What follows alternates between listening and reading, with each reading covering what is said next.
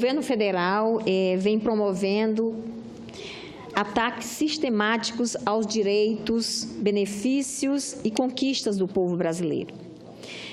Ataques sem precedentes à consolidação das leis do trabalho, à Previdência Social brasileira e até miram a educação pública brasileira, atingindo milhões, principalmente os jovens mais pobres. O primeiro ataque à educação foi a PEC do teto dos gastos, aprovada no Congresso Nacional. Além de atingir a saúde, a segurança e a assistência social, esta PEC ataca fortemente a educação brasileira. Lamentavelmente, esses três setores juntos não receberão investimentos federais por longos 20 anos. Na educação, o desmonte também se dá em programas de inclusão social, como o ProUni, como o FIES, que já reduziram as oportunidades e os acessos dos jovens. Tem ainda o ataque ao programa Ciência Sem Fronteira, que teve interrupção abrupta, uma insensibilidade sem tamanho com quem está fora do país, estudando por seus méritos intelectuais e que da noite para o dia se viu sozinho, sem dinheiro e sem apoio. A portaria 577, de 27 de abril de 2017, do Ministério da Educação, que alterou a composição do Fórum Nacional de Educação, é outro ataque à educação. Esta portaria simplesmente exclui a participação neste fórum de agentes da sociedade civil. Um retrocesso inaceitável, pois sem a voz da sociedade, somente governantes discutem a educação do Brasil.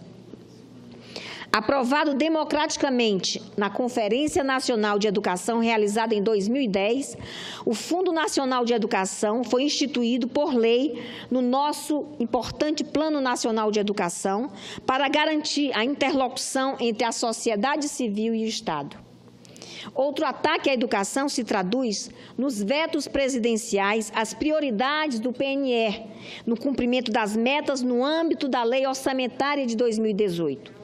Mais um ataque à educação é a entrega de riquezas nacionais, como petróleo, pré-sal e recursos energéticos, como a água, o nióbio, muito cobiçados pelo capital internacional.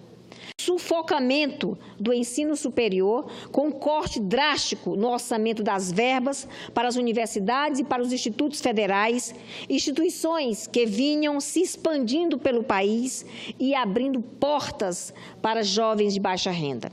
Este projeto do governo federal de restrição aos investimentos em áreas sociais já atinge pessoas pobres e socialmente vulneráveis no nosso Estado.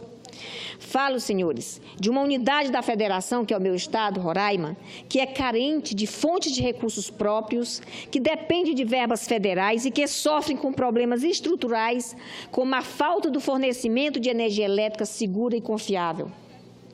No caso da educação pública, os ataques refletem diretamente e cruelmente em nosso Estado.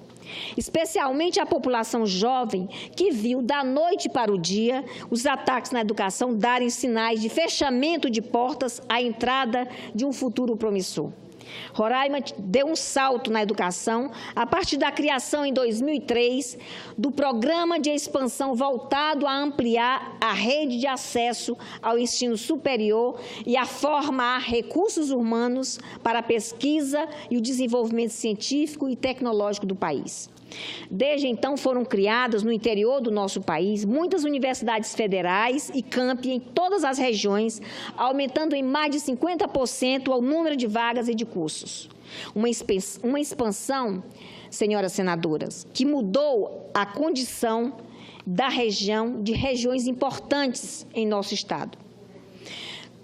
Por conta dessa política de expansão, temos hoje em Roraima 5 campi do Instituto Federal de Educação, Ciência e Tecnologia. São eles o Campo Boa Vista, na nossa capital, o Zona Oeste de Boa Vista, também na nossa capital, que inclusive estamos destinando recurso de emendas parlamentares para ampliar o Campo Zona Oeste de Boa Vista, o campus Novo Paraíso, o campus Amajari e o campus avançado de Bonfim, também na sede do município de Bonfim. Digo aqui que em breve estarei assinando convênio para a construção desse Instituto Federal na sede de Bonfim. Também coloquei recurso orçamentário de emenda para fortalecer e ampliar essa grande rede de educação tecnológica em nosso Estado. A partir daí, o cenário educacional apresentou melhoras. Eu, por exemplo, destinei verbas no orçamento, já consegui destinar mais de 106 milhões para a área de educação por meio das emendas que apresentei.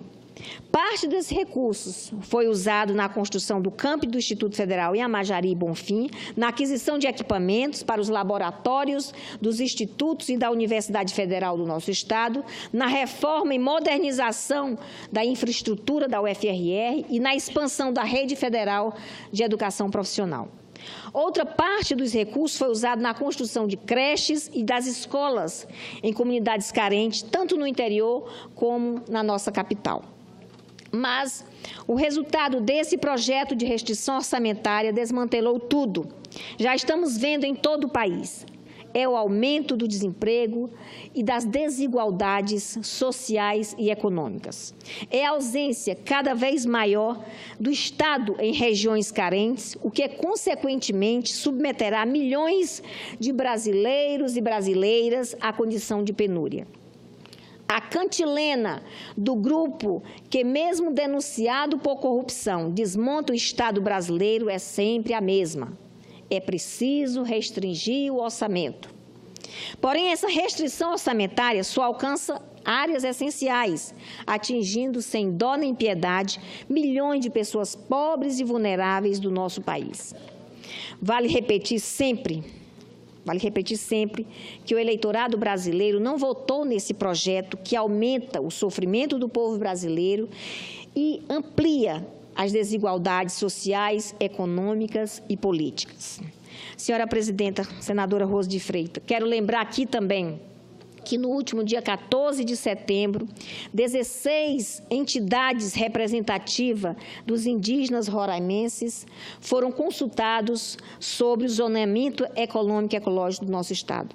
Representantes da Secretaria de Planejamento e Desenvolvimento e da Secretaria do Índio do Governo do Estado, além do Ministério Público Federal, ouviram no auditório da Universidade Estadual de Roraima o que nossos índios têm a dizer sobre a sua integração nos planos de desenvolvimento do Estado.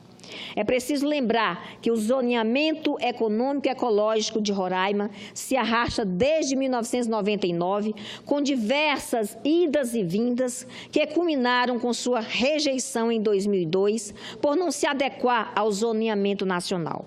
Em 2010, os trabalhos foram retomados e agora ganham corpo com a elaboração de 16 relatórios temáticos, entre os quais a análise socioeconômica hídrica, uso do solo, biodiversidade e fauna, áreas protegidas e aptidões agrícolas. É preciso ressaltar que a elaboração do ZEE é uma obrigação dos Estados a partir da regulamentação da Política Nacional do Meio Ambiente. Sua importância para o desenvolvimento de Roraima é ímpar, pois abrange as questões de regularização fundiária e do licenciamento ambiental, definindo as áreas de reserva legal e o manejo e concessão florestal.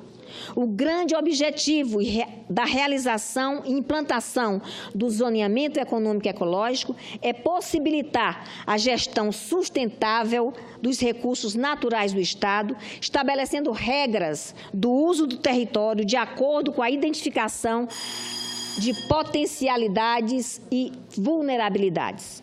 O zoneamento contemplará todos os municípios de Roraima ao desvelar, por meio de estudos detalhados, a situação econômica, social e ambiental de nossos municípios. Ao fim e ao cabo, o zoneamento econômico e ecológico será um instrumento fundamental para definir e delinear os investimentos públicos e privados em absolutamente todos os setores da vida econômica do nosso Estado. E é justamente por ser uma bússola a orientar o governo e iniciativa privada no campo socioeconômico e ambiental que o ZEE é de fundamental importância para o nosso desenvolvimento.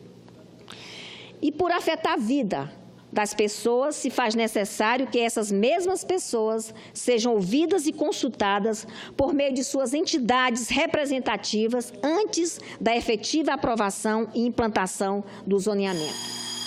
Dentro dessa perspectiva, para concluir, a consulta pública realizada com os povos indígenas é um marco a ser valorizado. A integração dos índios, que ocupam porção significativa do território roraimense, é condição indispensável para o progresso econômico de Roraima. Um progresso econômico que respeite e integre as populações nativas e que ajude a preservar o meio ambiente, explorando-o de forma sustentável. Não tenho dúvidas de que a realização e aprovação e implantação do zoneamento econômico e ecológico do nosso Estado será um divisor de águas para a construção da Roraima que queremos. Um Estado próspero e socialmente justo. Um Estado que seja capaz de aliar progresso econômico, distribuição de renda, preservação do meio ambiente e respeito aos povos tradicionais. Era isso, senhora presidenta. Muito obrigada.